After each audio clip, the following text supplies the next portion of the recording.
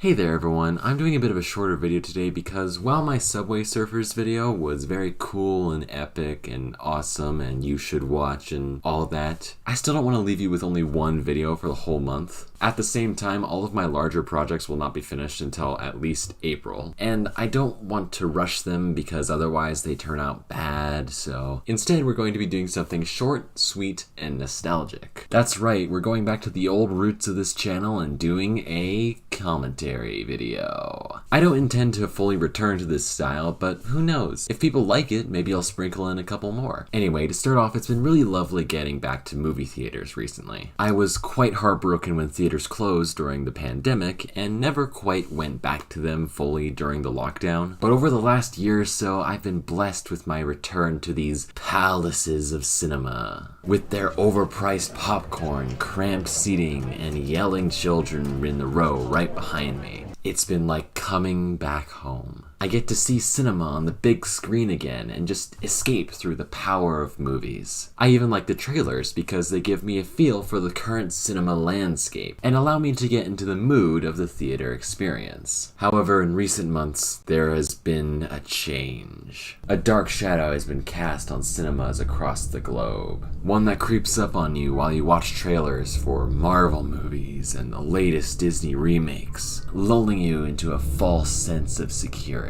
And then swiftly, silently, without any warning, it strikes. If you're a common theater goer, you might think you know what I'm talking about. He's gotta be talking about the Nicole Kidman ad, right? And that isn't a bad guess, but it's still incorrect. Because while the Nicole Kidman ad can be a tad annoying and very self-congratulatory, dazzling images on a huge silver screen, sound that I can feel, somehow heartbreak feels good in a place like this. it's funny and charming in its own way. It's got the so bad it's good feel that movies like The Room have, and it's nothing compared to what I have to show you here today. Because remember, the Nicole Kidman ad is for AMC theaters. The theater near where I live is a Regal theater, and their ad is far, far worse, and people don't ever talk about it until now. The ad starts off innocuously enough, with peppy music and a shot of people walking into a theater, and then it immediately starts to deteriorate.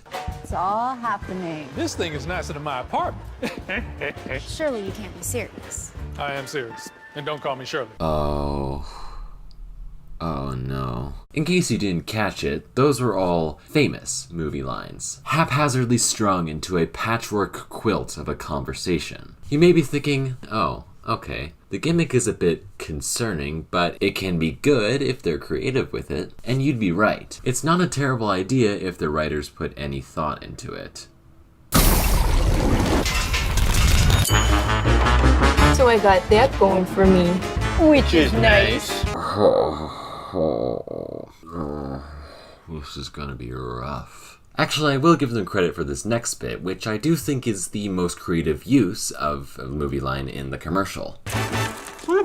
That's gonna leave a mark. I mean, it's not good, per se, but if I wasn't as annoyed by the rest of the ad as I was, I'd be willing to give that part a light exhale through my nose. This ad has earned some goodwill. And that goodwill is back down to zero. I'm not going to force you to sit through the rest of the ad, but there are some parts that particularly infuriate me. Starting with this lovely exchange. It's not a man purse, it's called a satchel. You can't sit with us. So you're telling me there's a chance? This part is particularly annoying because no, he's not saying there's a chance. There is no ambiguity in the statement, "You can't sit with us," which you would know if you actually understood the quotes you were mindlessly spewing out, you discount Zach Galifianakis. I'm sorry. You're just an actor.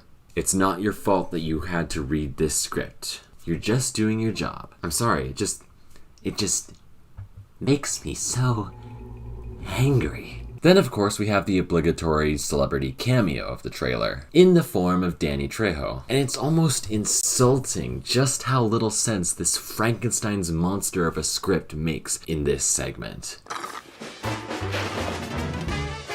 I know it was you, Fredo. You broke my heart. As F, you said enough of lies.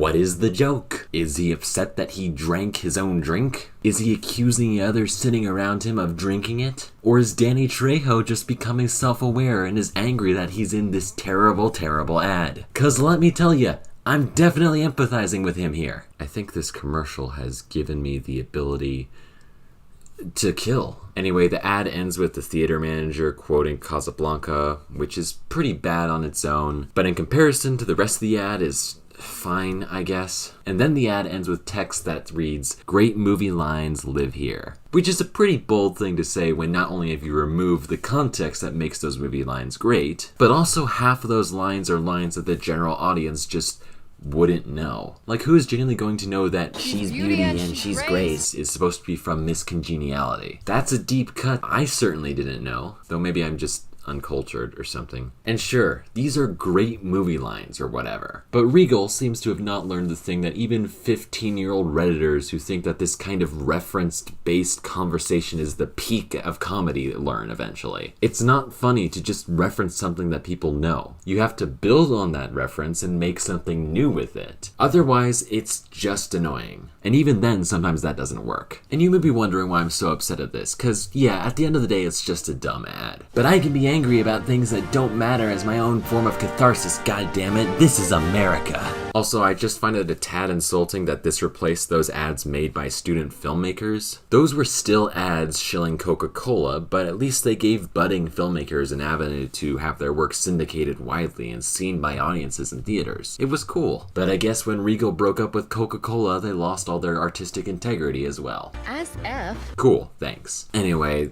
that's going to be the end of today's video. Thanks for listening to that rant, and I promise more actual longer videos on the way soon, so stay tuned. Feel free to check out my socials, including my community Discord server and my Letterboxd profile, all of which are linked down below. If you like this video, feel free to hit the like button, comment with any thoughts you may or may not have had, share it with anyone who might enjoy it, or even subscribe to the channel because I'm just so dashingly handsome and you want to see more of me. It really seriously helps support the channel and helps me continue to keep doing what I'm doing, and we're only like a hair's width away from 3K subscribers, so maybe you could be the 3,000th.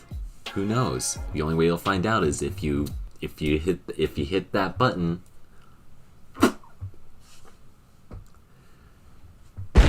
I sincerely hope that you're having an excellent day and or that your day just continues to get better. And I guess I'll see you in the next video. Bye.